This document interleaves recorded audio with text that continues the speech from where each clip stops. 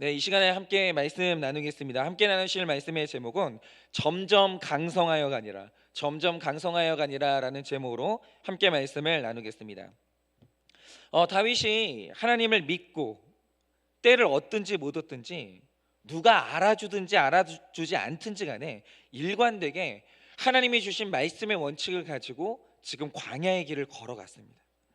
그러니까 하나님께서 그의 삶을 만천하에 드러내 주시고 내가 얻으려고 하지 않아도 자연스럽게 다윗을 높은 자리에 올려주셨어요. 그런데 다윗의 삶을 하나님께서 지지하기 시작하니까 11장 9절 말씀에 어떤 기가 막힌 기록이 나옵니까? 이제 우리가 한 해 동안 붙들고 갈 우리의 표어죠. 이렇게 기록합니다. 만군의 여호와께서 다윗과 함께 계시니 다윗이 점점 강성하여 가니라, 이렇게 말씀하십니다. 여러분, 제가 이 말씀을 2021년도 한일교회 표어로 정했는데요, 다윗이 하나님께 반역하지 않고 십자가의 길을 원칙대로 그렇게 걸어가니까 하나님께서 그의 인생에 주신 선물이 뭐냐? 다윗의 인생에 점점 강성하여지는 은혜가 있었다라는 거예요. 여러분, 이것은 아무나 받는 은혜가 아닙니다. 여러분, 이 세상에 점점 약하여지는 사람, 점점 전성기가 시들어가는 사람, 그런 사람이 얼마나 많아요. 그런데 오늘 하나님께서 다윗의 인생 가운데 주신 은혜가 뭐냐면 그는 점점 강성하여 갔다는 거예요. 그런데 여러분들도 구속사를 잘 아시기 때문에 이게 어떤 변화를 불러오는지 아셔야 돼요. 여러분, 다윗이 환경이 겸손할 때, 그가 밑바닥 인생이었고 약했을 때는 애쓰지 않아도 하나님 찾는 게 너무 쉬웠어요. 그리고 겸손하려고 노력하지 않아도 겸손했어요. 그러니까 비참하게 버림받고 자살한 사울도요, 환경이 겸손할 때는 믿음이 없어서도 환경 때문에 겸손했어요. 하나님을 의지했던 날들이 있었다라는 겁니다. 그런데 문제는 이제 다윗이 점점 강성하여진다라는 거죠. 그러면 이때부터가 진짜 다윗의 시험이 시작되는 때고, 위기가 시작되면서 나에게 주어지는 이 강력함, 이 강성함을 제대로 해석하고 잘 관리하지 않으면 또다시 멸망했던 사울의 길로 가는 거예요. 중요한 것은 약함이 아니에요. 정말 위기는 강성하여지는 때가 위기라는 거죠. 그런데 너무 감사하게도 다윗이 강성하여 갔다는 말씀 바로 뒤부터 쭉 나오는 본문의 내용이 뭡니까?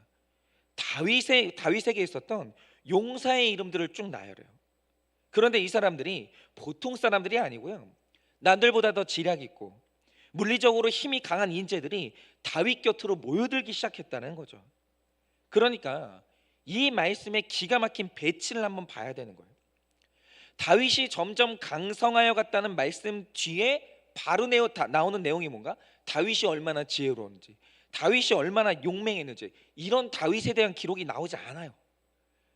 다윗이 강성하여 갔다는 그 바로 뒤에 나오는 이 말씀이 뭐냐면 그 옆에 있었던 많은 용사들의 이름과 그들의 업적을 기록하고 있다는 거예요. 그러면 이게 뭘 의미하겠습니까? 이건 지금 하나님께서 다윗에게 경고하시는 거예요. 여러분, 다윗이 강성하여졌다는 것은 오늘 다윗에게 전에 없었던 슈퍼맨의 힘과 알파고 같은 지성이 생겼다는 뜻이 아니에요. 다윗이 좀 더 탁월해졌다는 뜻이 아닙니다. 강성하기 전이나 후에나 다윗은 똑같이 변함없는 다윗이에요. 여러분, 다윗이 왕이 되고 강성하여졌지만 그는 여전히 성적인 연약함이 있었어요. 여전히 혈기가 있었고 여러분, 그는 살인했다라는 거죠. 다윗에게 어떤 변화가 있었던 게 아니에요. 다윗이 강성하기 전과 후가 뭐가 달라졌냐라고 물으면 그건 다윗 옆에 있었던 사람들이 누구냐, 이 차이인 거예요. 그런데 반대로 다윗이 강해지니까 사울은 약해졌어요. 그러면 사울이 약해졌다는 말의 뜻이 뭡니까? 똑같습니다. 사울에게 승리를 가져줬던 다윗도 그 곁을 떠나고 그의 힘이 되어주었던 용사들도 등을 돌리고 이제 그를 왕으로 지지해주던 백성들도 다윗에게로 다 옮겨갔다라는 뜻이에요. 여러분, 내가 머리에 왕관을 쓰고 왕의 옷을 입고 있어도 곁에 아무도 없는 나는 약하여진 나예요. 그렇죠? 여러분, 오늘 지금 이 자리에 함께 정말 이 훈련을 받고 함께 간증을 해주신 우리 집사님이 계시고, 지금 여기 반주해 주시는 집사님이 계시고, 미디어를 함께 해주는 우리 사랑하는 동역자들이 있기 때문에 제가 오늘 이 예배를 드리고 있는 거죠. 이들이 없으면 제가 예배를 어떻게 드리겠어요? 함께하는 동역자가 없는 나는 약하여지는 나라는 거죠. 여러분, 우리가 반드시 역사를 알아야 되는 이유가 뭐냐면, 교회의 역사를 모를 때 저 같은 목사들 그리고 강성하여지는 자들이 착각하는 사실이 하나 있어요. 그게 뭐냐? 여러분, 오늘날 교회가 건강하다는 것은 사실 그 교회의 메시지가 건강하다 그 뜻이에요. 그렇죠. 여러분, 아무리 교회 건물이 화려하고 군중이 모여 있어도 그곳을 장악하고 있는 메시지가 타락하면 그 교회는 병든 교회예요.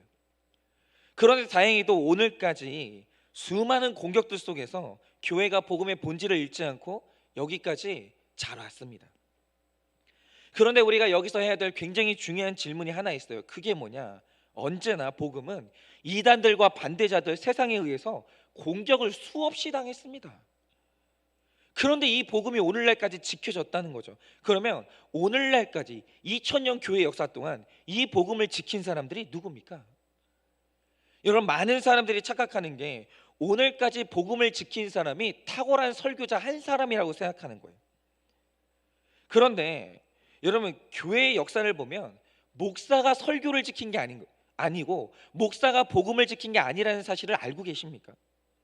지금까지 복음의 도전장을 내밀었던 수많은 이단 사설, 철학들이 있었는데, 여러분, 그 메시지를 들었던 청중들이 이단 사설에 열광하고 이단을 지지했다면 바로 그게 사설이 아니라 정설이 됐을 거예요.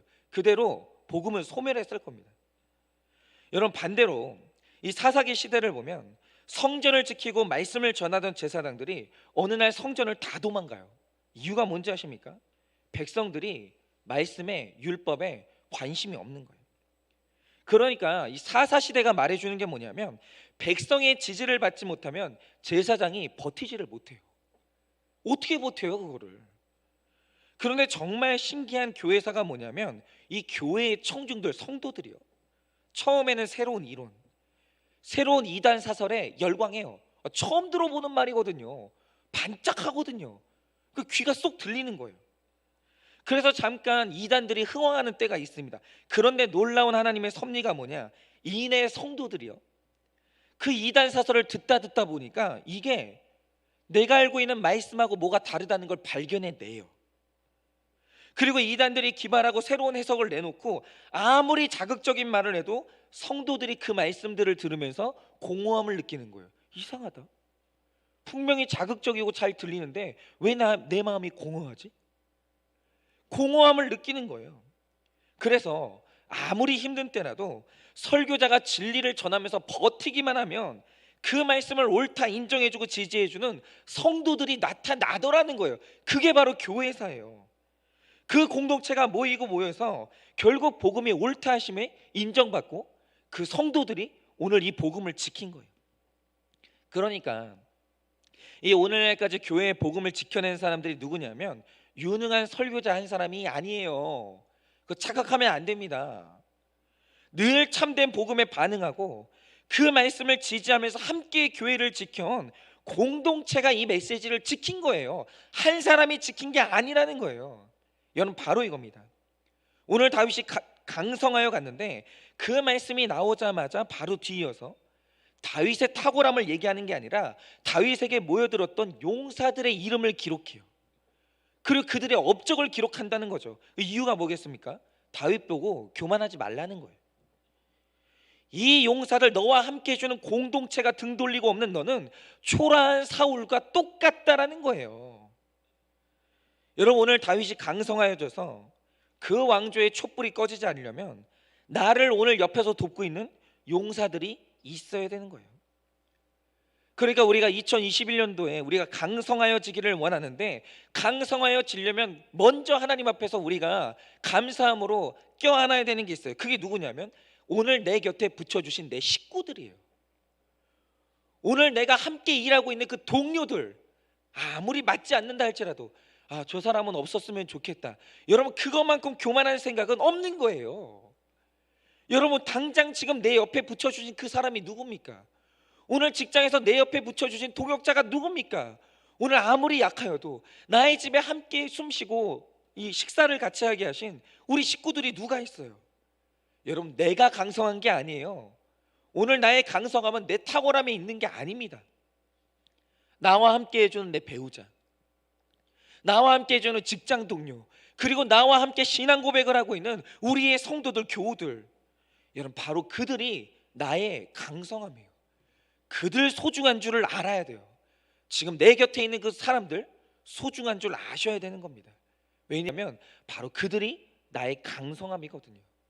그러므로 2021년도는 어떤 일이 있어도 여러분 공동체에 꼭 붙어 가셔야 돼요. 여러분, 이것이 바로 내가 2021년도를 돌파하는 유일한 길이라는 거예요. 그런데 오늘 우리가 또 한번 이것도 생각을 해봐야 됩니다. 그게 뭐냐? 그러면 왜 이 잘난 용사들은 하필이면 그 많은 지도자를 내려놓고 다윗에게 충성했을까? 도대체 다윗의 무엇이 그들을 다윗 곁에 모이게 하고 또 머무르게 했던 걸까? 자, 오늘 15절에서 19절 말씀을 보면 정말 중요한 이 장면 하나가 나옵니다. 사실 오늘 저는 이 송구영신 예배를 드리면서 이 얘기를 정말 하고 싶은 거예요. 여러분, 그 사울의 때 그가 점점 약하여지니까 블레셋에게 이 사울이 많은 땅을 뺏기고 말았어요. 그런데 다윗 왕이 점점 강성하여 가니까 뺏겼던 땅을 그가 다시 찾기 시작합니다. 그런데 이 사울 때 잃어버렸던 이스라엘의 많은 땅 중에서도 이 다윗이 반드시 되찾아야 되는 두 땅이 있었어요. 그게 뭐냐면 하나는 예루살렘이고 하나는 베들레헴이에요. 여기는 무조건 찾아야 돼요. 왜냐하면 훗날 베들레헴은 구원자 되시는 예수님이 나셔야 되는 곳이기 때문에 베들레헴을 뺏긴 채로 그냥 둘 수는 없는 거예요. 반드시 찾아야 돼요. 그래서 다윗이 이 하나님의 영감을 받아서 그곳을 다시 찾고자 블레셋과 전쟁을 하러 나갑니다. 그런데 이 전쟁을 하러 간 자리에서 그만 다윗이 무심코 어떤 말을 했는데 그게 치명적인 말실수가 된 거예요. 그게 뭐냐? 도대체 다윗이 그 말을 왜 했는지는 모르겠지만 지금 이 당시 이 상황은 블레셋이 베들레헴을 둘러싸고 있었거든요. 그런데 갑자기 그가 무슨 말을 하냐면 베들레헴 성문 곁 우물물이 마시고 싶다, 이 말을 해버린 거예요. 그 물이 마시고 싶다, 이 말을 해버린 거예요. 그러자 어떤 일이 벌어집니까? 그 말을 들은 30 우두머리 중 세 사람이죠. 야소부암, 엘르아살, 그리고 오늘 말씀에 기록되진 않았지만 사무엘 하에 기록된 요셉 바세벳이 그 위험한 전장을 뚫고 정말 베들레헴 우물로 뚫고 들어가서 우물물을 뜬 다음에 그 물을 다윗에게 갖다 바쳐요. 그러니까 원래 베들레헴은 이 점령한 원수의 세력을 뚫을 수가 없는 세력이었어요. 지금 이 당시는. 여러분, 그래서 이 우물물은요 마실 수가 없는 물이에요. 그런데 지금 이 막힌 담이 뚫리면서 여러분 그가 우물물을 마셨다라는 거예요. 지금 다윗 인생에 꽉 막힌 문이 열렸다라는 거예요. 여러분, 이 열리는 문 있죠. 도저히 열릴 수가 없는데 뚫릴 수가 없는데 뚫리고 열리는 것, 이것이 바로 형통이거든요. 그런데 꽉 막힌 베들레헴의 길이 어떻게 열리고 형통했냐라는 거예요. 어떻게 오늘 다윗은요 이 우물물을 마실 수 있었냐라는 거죠. 바로 여기에서 오늘 제가 이 마지막 송구영신 예배 때 정말 여러분들과 나누고 싶은 메시지가 있는 거예요. 그게 뭐냐? 여러분, 다윗의 인생에도 다윗이 죄인이기 때문에 그의 인생에서 죄를 지어서 하나님과 소통이 막히고 강한 대적을 만나면 형통이 막히는 때가 있었어요. 여러분, 다윗이 365일 형통인 줄 아십니까? 그렇지 않습니다. 다윗의 인생에도 이 형통이 막히고 문이 닫히는 날이 있었다는 거죠. 예를 들어서 다윗이 바세바와 간음죄를 저지르고 그 죄를 은폐하기 위해서 우리아를 죽여버리거든요. 그런데 그 후에 일어난 끔찍한 일이 뭔지 아십니까? 다윗이 엄청난 죄를 지었는데 회개를 안 하잖아요. 그런데 그런 다윗에게 어느 날 나단이 찾아옵니다. 그런데 여기서 중요한 사실이 뭐냐? 나단이 다윗을 찾아왔던 시점이 죄를 지은 직후에 찾아온 게 아니에요. 나단이 다윗에게 찾아온 시점은 다윗이 죄를 짓고 정확히 1년 뒤에 찾아온 거예요. 그럼 우리가 한번 띵크를 해보자 이거죠. 그러면 죄를 짓고 난 후에 1년 동안은 다윗이 어떻게 살았을까요? 답이 뭔지 아십니까? 다윗 인생에 1년 동안 영적으로 아무 일도 일어나지 않아요. 그런데 여러분은 이게 다윗에게 얼마나 공포스러운 일인지 아십니까? 여러분, 다윗이요, 그 인생의 고난이 얼마나 센 사람이었는지, 그가 광야를요, 한 광야 두 광야를 거친 게 아니라 무려 15광야를 거친 사람이에요. 그런데 보통 사람 같으면 벌써 죽었을 텐데, 다윗이 그 힘든 삶 속에서 죽지도 않고 살아서 오늘 왕이 됐어요. 그러면 그가 죽을 수밖에 없는 환경에서도 죽지 않고 오늘 살아낸 이유가 뭐겠습니까? 소망이 없는데. 이유는 딱 하나예요. 그게 뭐냐면, 그가 울며 기도할 때마다 기도 문이 열리는 거예요. 날마다 하나님이 응답해 주시고 공급해 주시고 살려주시는 형통의 은혜가 있었기 때문에 오늘 다윗이 살아난 거예요. 여러분, 만약에 다윗의 인생의 고난 중에 하나님의 응답이 막히잖아요. 다윗은 죽어요. 살 수가 없어요. 그런데 이 사실이 얼마나 중요한지 더 확실히 본 게 뭐냐? 다윗이 어느 날 사울을 보는데, 어느 날 사울의 인생에서 성령이 떠나가요. 사울이 아무리 기도해봐도 하나님이 이제 응답을 완전히 끊어버리세요. 그러자 그 후부터 어떤 일이 벌어지냐? 사울이 악령에게 사로잡히더니 점점 약하여 가는 거예요. 그리고 급기야는 이방인의 칼에 그가 죽어요. 그러니까 다윗은요, 그의 인생에서 깨달은 게 뭐냐? 하나님이 나를 떠난다는 게 얼마나 무서운 일인지 그가 뼈에 새긴 사람이에요. 뼈에 새긴 사람. 하나님이 나를 떠나는 날이나 죽는 날이구나. 이게 완전히 뼈에 새겨진 사람이라는 거죠. 그런데 어느 날 다윗이 간음죄를 저질러요. 그리고 그 죄를 은폐하겠다고 살인까지 해요. 그리고 회개를 안 해요. 그러자 어떤 일이 일어나는가? 그의 인생에서 처음으로 하나님이 1년 동안 사라져요. 나타나질 않아요. 아무리 불러도 응답이 없고, 기도하려고 눈을 감잖아요. 그전에는 하늘문이 뻥뻥 열리는 거예요. 그런데 이 1년 동안요, 기도하려고 눈을 감으면 마치 두꺼운 영적인 벽이 내 앞에 있는 것처럼 기도가 다 막히는 거예요. 기도가 안 돼요. 그래서 다윗은요, 1년 동안 지옥을 살았을 거예요. 나 하나님께 버림받았나? 내 인생 이대로 끝나나? 나도 오늘날 사울처럼 미쳐서 그렇게 어느 날 나는 살해당하는 거 아닐까? 여러분, 그가 1년 동안 지옥을 살아요. 그렇게 그의 인생에서도요, 영과 육의 형통이 막히는 때가 있었다라는 거예요. 여러분, 그리고 오늘 말씀도 보세요. 다윗은 지금 베들레헴 안에 있는 우물물이 마시고 싶은데 지금 거기를 블레셋의 원수들이 둘러싸고 있는 거예요. 꽉 막힌 거예요. 그런데 여러분, 이 현상은 영적으로 해석하셔야 됩니다. 왜냐? 여러분, 이 베들레헴은요, 보통 장소가 아니에요. 여긴요, 예수님이 나신 장소예요. 그래서 오신 예수님을 만나려면 동방박사처럼 반드시 거길 뚫고 들어가야 되는 거예요. 그런데 지금 이곳을요, 원수들이 점령하고 있는 거예요. 마찬가지로 지금 우리 삶에도, 우리 가정에도, 내 교회에도 내가 오신 예수님을 만나야 되는데, 만남의 자리인 베들레헴으로 뚫고 들어가는 길이 열려야 되는데, 그런데 내 마음에 회개가 안 된 죄와 악한 욕구들이 둘러싸고 있는 거예요. 뚫고 들어갈 수가 없는 거예요. 여러분, 지금 그런 사람들이 얼마나 많은지 아십니까? 그러니까 우리의 기도가 열리지 않고 말씀의 적용으로 뚫고 들어가는 게 쉽지 않은 사람들이 너무너무 많아요. 지금 영육간에 막혀있는 자들이 너무 많다는 거죠. 그런데 우리가 역대상을 묵상하면서 보게 된 다윗의 인생 중에 특징이 하나 있어요. 그게 뭐냐? 다윗은 영육간의 인생의 형통이 막힐 때마다 결국엔 그걸 뚫어내요. 그가 거기서 주저앉지 않아요. 반드시 다윗은 뚫어내거든요. 그런데 다윗이, 잘 들으세요, 다윗이 나의 막힌 형통을 뚫어내는 딱 한 가지 방법이 있었다는 거예요. 그게 뭔지 아십니까? 그게 바로 죽음이에요.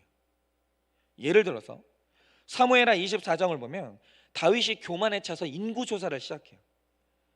그러자 하나님께서 그에 대한 이 벌로 백성 가운데 3일간 전염병을 내는데 그때 백성들이 7만 명이 죽습니다. 그러니까 오늘 늘 형통했던 다윗의 인생에 형통이 막히는 사건이 찾아와요. 꽉 막힌 거죠.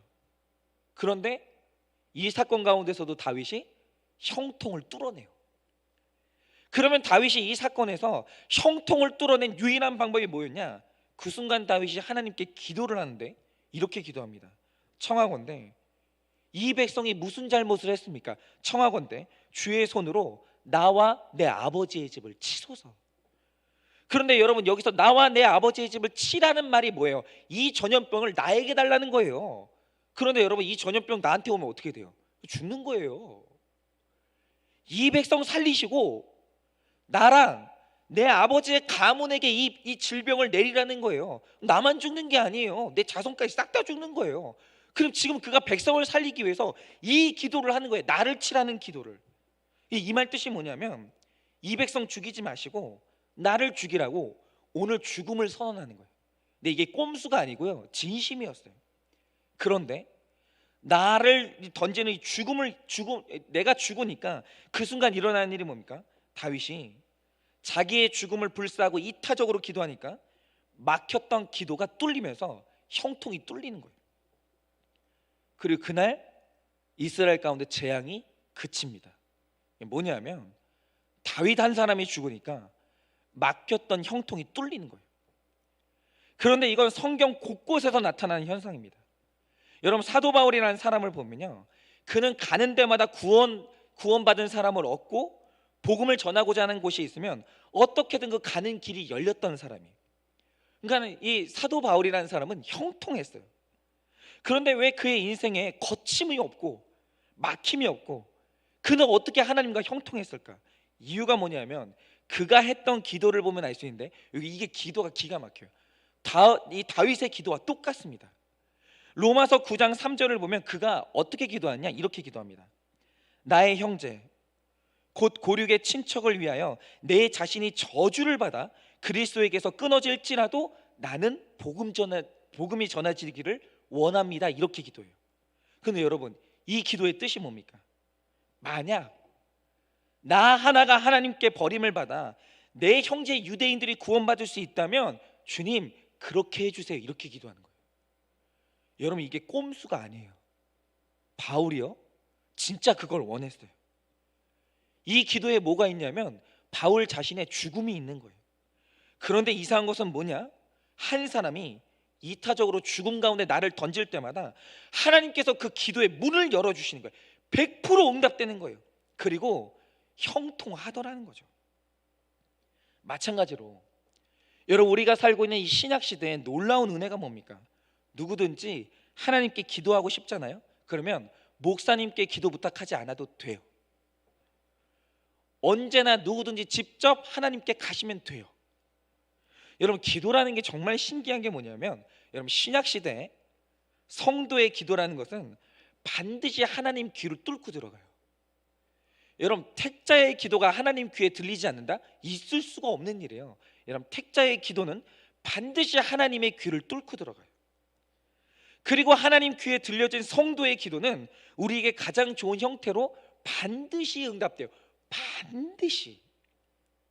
그래서 제가 이 새벽에 기도를 하면서 제가 일평생 기도했던 것이 딱 두 가지가 있거든요. 신학교 들어가던 날부터 기도했던 게 뭐냐면 두 가지가 뭐냐면, 첫째, 하나님 지혜와 지식의 은사를 달라고. 하나님, 나는 지혜와 지식이 없으면 나 이 길 못 간다고. 나를 이 길 가게 하시려거든 지혜와 지식의 은사를 달라고. 그리고 두 번째로, 하나님 내 입술에 예언의 은사를 달라고. 이 예언의 은사가 성경에 있거든요. 근데 이 예언의 은사가 뭐냐면 이 복음 전하는 은사예요. 요 두 개 주시려면은 이 길 가게 하시고, 이 두 개의 은사를 안 주시려면 저는 이 길 가지 않게 해달라고. 제가 신학교 가던 그날부터 딱 이 두 가지만 놓고 기도했어요. 지혜와 지식의 은사, 예언의 은사. 근데 지금 가만히 생각을 해보면요, 하나님께서 적당하게 저한테 그 은사를 주신 것 같아요. 그러니까 하나님께서 있잖아요, 성도의 기도가 하나님의 이 귀를 뚫지 못하는 일은 그런 건 없어요. 성도의 기도가 응답받지 못한다, 그런 일은 없어요. 여러분, 그래서 성도가 기도하지 않는다는 건 자기 권리와 능력을 포기하는 엄청난 손해인 거예요. 그런데 여러분, 이상하지 않으세요? 구약시대는요, 구약시대 성도들은 누구도 하나님을 이렇게 만나본 적이 없어요. 누구도. 자기의 기도가, 내 기도가 직접 하나님 귀에 닿는 일은 없었다라는 거죠. 여러분, 그들이 예배 드릴 때 절차가 얼마나 복잡합니까? 일단 다들 이 짐승을 잡아서 죽여요. 그리고 남김없이 태웁니다. 그리고 그 후에 내 회개와 기도를 하나님께 올리는 게 아니라 제사장에게 전달해요. 그리고 제사장이 그 기도를 가지고 하나님께 가서 올려야만 내 기도가 하나님께 올라가요. 그러니까 구약시대는요, 누구도 자기가 직접 하나님께 기도한 사람이 한 사람도 없어요. 한 사람도. 그래서 구약시대의 기도라는 것은 꽉 막혀있는 답답한 것이었어요. 그런데 신약시대에 와서요, 기도가 뻥 뚫렸어요. 뻥. 누구의 기도도 막히지 않아요. 택자면 기도가 뻥 뚫렸어요. 그래서 모든 사람이 직접 하나님께 말하게 됐고, 모든 사람의 기도가 거침없이 하나님께 상달되는 거예요. 끊임없이. 그러면 도대체 구약과 신약 사이에 어떤 일이 벌어졌기에 막혀있던 백성과 하나님 사이가 형통하게 되는가? 뭐 때문에 우리가 뚫렸는가? 간단하죠. 신약 시대를 열었던 예수님이 오셔서는 우리를 위해서 십자가에서 죽으신 거예요. 그런데 그가 죽자 제일 먼저 일어난 일이 뭡니까? 하나님과 백성 사이를 막고 있었던 이 성소와 이 지성소 사이를 막고 있었던 그 휘장 있죠. 이게 얼마나 두껍냐면, 이게 일반 커튼이 아니에요. 이 휘장이 얼마나 두껍냐면 이래요. 이렇다고요. 진짜 두꺼워요. 이거는 사람의 힘으로 못 찢어요. 그런데 이 휘장이요, 위에서 아래로부터 쭉 찢어졌어요.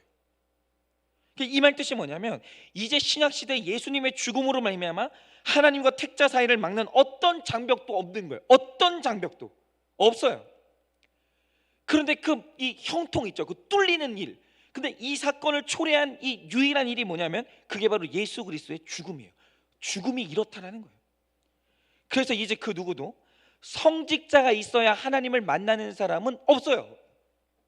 그러니까 오늘 이 설교는요, 제가 여러분을 돕는 거예요. 그러니까 이 성경책을 제가 독점하는 게 아니에요. 여러분, 우리 교회가 계속 하는 게 뭐예요? 지금 큐티책 나눠드리잖아요. 이 말 뜻이 뭐냐면, 설교도 들으시고 여러분이 직접 말씀을 보시라는 거예요. 이게 뭐냐면 종교개혁이에요. 여러분, 종교개혁 시대 이전에는요, 성경 말씀이 형통하지 않았어요. 열리지를 않는 거예요. 왜냐하면 성직자가 성경책을 독점했거든요. 근데 지금 이제는 우리는 휘장이 없는 거예요. 다들 하나님 말씀을 내가 원하기만 하면 다 펼치는 거예요. 이게 뭐냐면, 하나님께로 가는 길이 뻥 뚫린 거예요. 뻥. 왜 그렇게 됐습니까? 마틴 루터가 죽었거든요. 감히 성경을 독점하고 있던 그 교황 있죠, 교황을 향해서 95개 방반문을 냈어요. 이 말 뜻이 뭐냐면 죽겠다는 거예요. 그 사람 한 명의 죽음으로 말미암아 성경책이 열렸어요. 여러분, 오늘 말씀도 마찬가지예요. 원래 베들레헴에 있는 우물물은 원수 블레셋이 둘러싸고 있기 때문에 다윗은 절대 못 마셔요. 여러분이 베들레헴 땅을 밟을 수가 없는 거예요. 형통할 수가 없는 거죠. 그런데 오늘 다윗이요, 그 물을 마셨어요. 이유가 뭘까요? 오늘 그의 부하들이요, 이 물을 다윗에게 바치기 위해서 피를 쏟은 거예요. 그들의 목숨을 바친 거예요. 그래서 오늘 다윗이 이 물에 대해서 간판 본질이 뭐냐? 이것은 물이 아니요 그들의 피라는 거예요. 여러분, 언제나 성경에서 피는 생명이에요. 피를 흘린다는 것은 죽는 거예요. 여러분, 이들이 죽으니까요, 막혀있던 그 베들레헴으로 가는 길이 뻥 뚫리는 거예요. 형통이 일어나는 거예요. 여러분, 다윗은 이 가치를 알았기 때문에 부하들이 떠온 이 한 바가지 물 있죠, 이거를 못 마셔요. 그리고 하나님께 올려드립니다. 그리고 결국 그 베들레헴 땅은 이스라엘 백성들이 차지해내는 거예요. 그런데 여기서도 나타나는 게 뭐냐? 여러분, 이들이 죽으니까, 이들이 이타적으로 죽으니까 하나님께서 형통으로 가는 길을 쫙 열어주신 거예요. 뻥 뚫리는 거예요. 여러분, 그런데 죽음이 왜 이렇게 위력이 있냐라는 거죠. 왜 죽음은 이렇게 이 형통을 여는 열쇠가 되는 겁니까? 이유가 뭐냐면 세상에서 가장 무서운 능력이 죽음이거든요. 죽음을 이기는 게 아무것도 없어요. 그런데 내 생명을 이 죽음에게 내어주는 것보다 더 큰 사랑은 없거든요.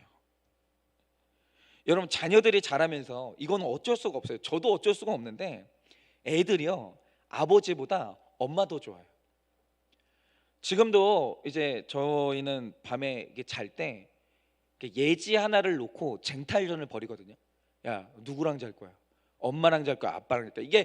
이게 굉장히 유치한 거 저도 아는데 하여튼 뭐 물어봐요. 엄마랑 잘 거야? 아빠랑 잘 거야? 그럼 얘가 어떻게 하냐면 잠깐 아빠랑 자다가 엄마한테 갈게 이렇게 해요. 언제나 엄마한테 가요. 이유가 뭔지 아십니까? 나를 낳기 위해 직접 죽음으로 뛰어든 사람은 아버지가 아니라 엄마거든요. 그건 어쩔 수가 없어요.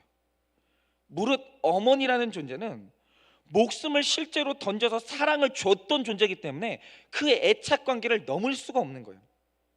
즉, 누군가가 죽음의 권세 앞에 자기 목숨을 내놓을 때 그거보다 더 큰 사랑이 없어요. 그래서 하나님께서 그 큰 사랑에 역사하시는 거예요. 여러분, 십자가의 본질이 뭡니까? 사랑이에요. 거대한 사랑. 십자가에서 표출된 사랑보다 더 위대한 사랑은 역사에 없어요. 그래서 이 세상에서 가장 강력한 능력이 뭐냐? 그게 바로 죽음이에요. 죽음은 모든 걸 이겨요. 죽음은 모든 걸 견뎌요. 죽음은 반드시 이 죽음의 이 사랑은 반드시 이겨요. 그래서 누군가 십자가 위에 올라가서 죽는 적용을 하면 반드시 그 나라의 그 가정의 그 관계 형통이 열린다라는 거예요. 여러분, 부부 관계가 막힐 때 이거 뚫어내는 방법이 뭡니까? 방법 딱 하나예요. 둘 중에 더 믿음 좋은 사람이 죽어야 돼요. 그러면 반드시 열려요. 반드시 열린다라는 거죠. 그래서 제가 이 마지막 송구영신 예배 때 드리고 싶은 말씀이 있어요. 그게 뭐냐? 사실 제가 11월, 12월 내내 역대상 큐티를 하면서 이 죽음이라는 주제가 제 마음에 너무 깊이 박혔어요. 죽음만이 사는 길이구나.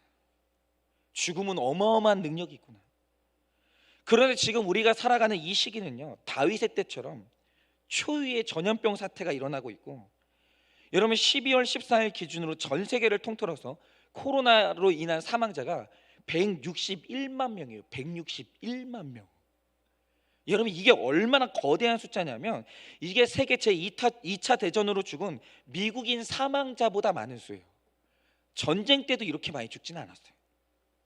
지금 어마어마한 수가 죽어가고 있는데, 여러분 이대로 가면 우리 성도님들의 육체뿐만 아니라 영적인 면도 죽을 수 있는 위태로운 상황 가운데로 가고 있다는 거죠.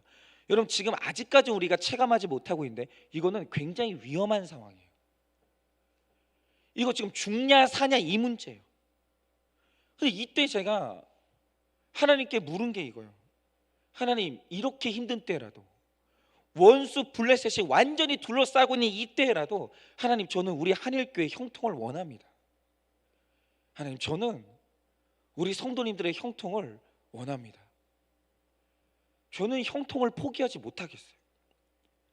그런데 내년은 더 어렵다는데 도대체 우리 성도님들과 내가 이 교회가 다 같이 사는 길이 뭔가? 사실은 이게요, 올 11월부터 제가 가진 가장 큰 고민이고 기도 제목이었어요. 도대체 어떻게 하면 이걸 뚫어낼 수 있는 건가?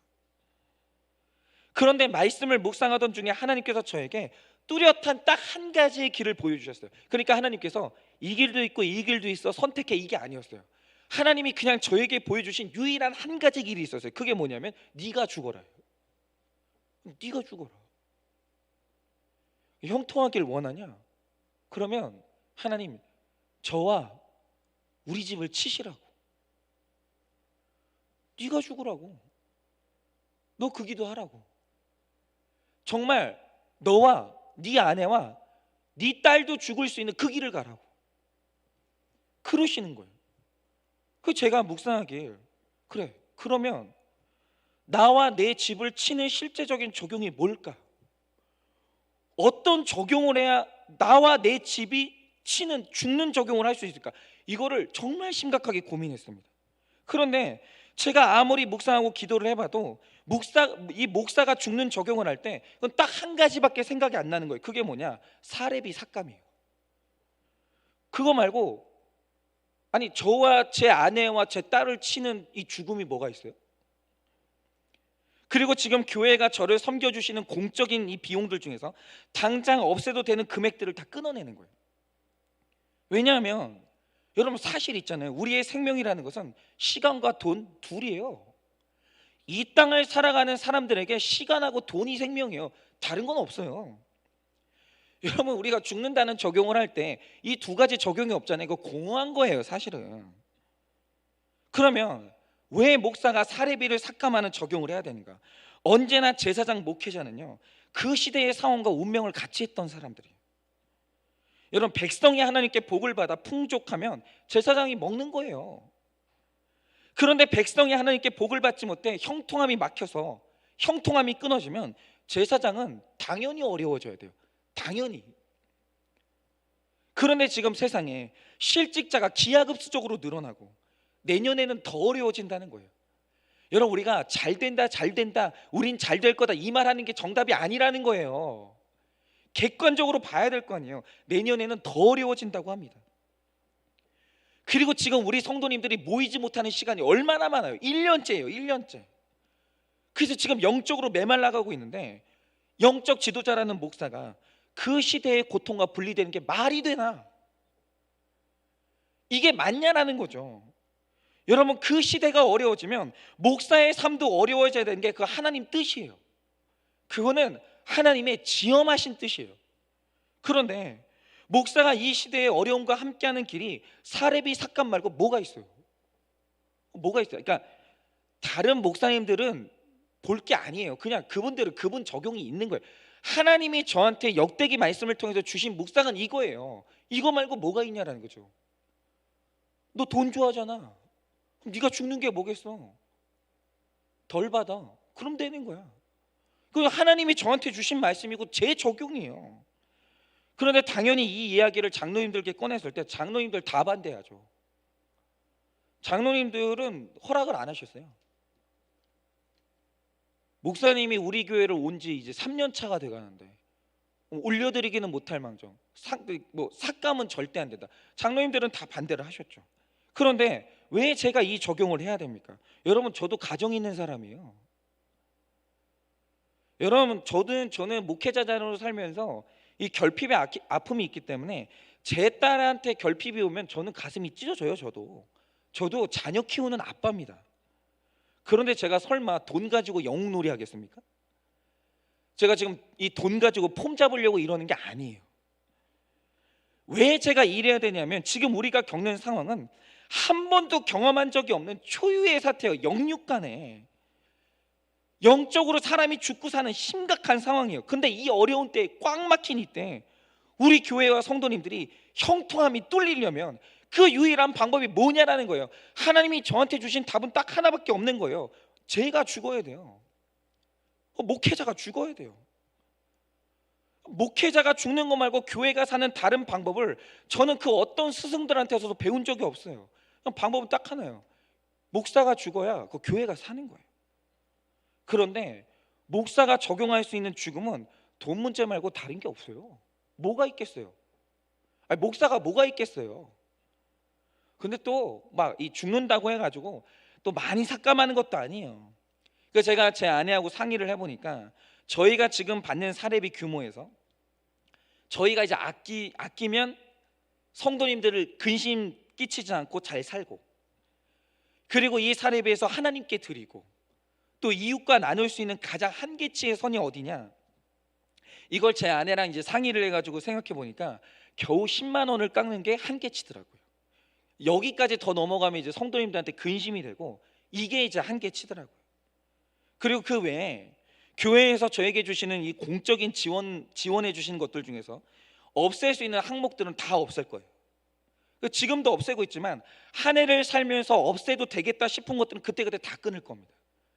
그러니까 우리 한일교회도 미자립 교회가 아니기 때문에 섬겨야 될 게 있어요. 우리가 미자립 교회가 아니기 때문에 우리가 대접해야 될 게 있다라는 거죠. 여러분, 그런 것들 말고 목사에게 지원되는 것들 중에 끊을 수 있는 건 다 끊을 거예요. 왜냐하면 오직 이 길 하나가 하나님께서 저에게 보여주신 형통의 유일한 길이기 때문에 죽어야 돼요. 목사가 죽으면 그 교회 사는 거예요. 여러분, 발효입니다. 제가 이 죽음의 선두에 서지 않고 우리 성도님들한테 어떻게 죽으라고 말할 수 있겠어요? 그게 가능합니까? 그래서 보잘것없지만 여러분들 들으시면 막 피식 웃으실 거예요. 뭐 꼴랑 10만 원 깎으면서 뭐 죽는다고 하나. 맞아요. 그래, 보잘것없지만 이 적용을 제가 먼저 하는 거예요.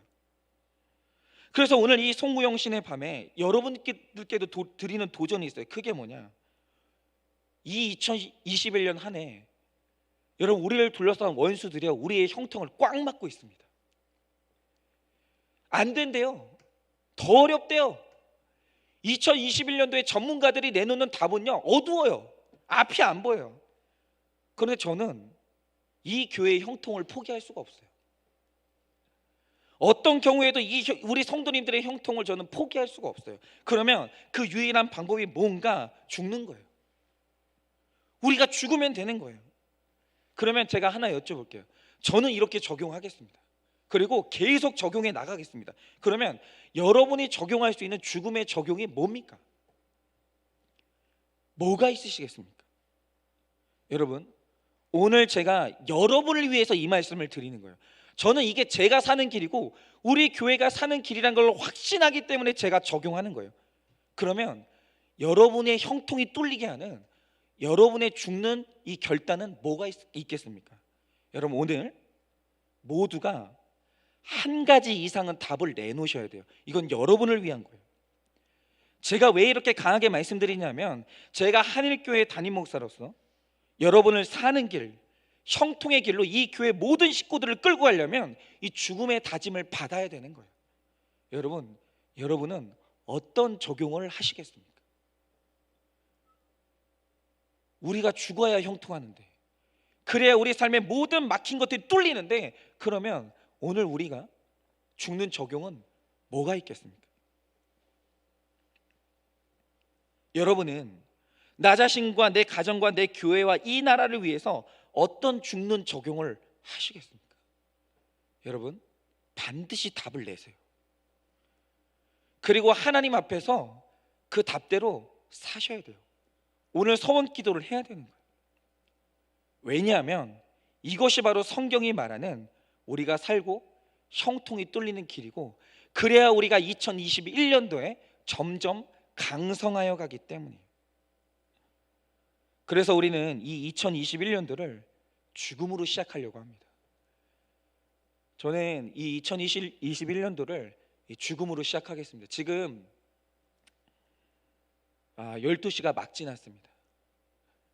오늘 이 하나님께서 우리에게 섭리하사 우리 한일교회의 첫 메시지로 죽음을 던지셨어요. 그럼 이 죽음을 던지신 이유가 뭐냐? 내가 이 교회와 너희 가정 가운데 형통을 뚫어주겠다는 거예요. 열어주겠다라는 거예요.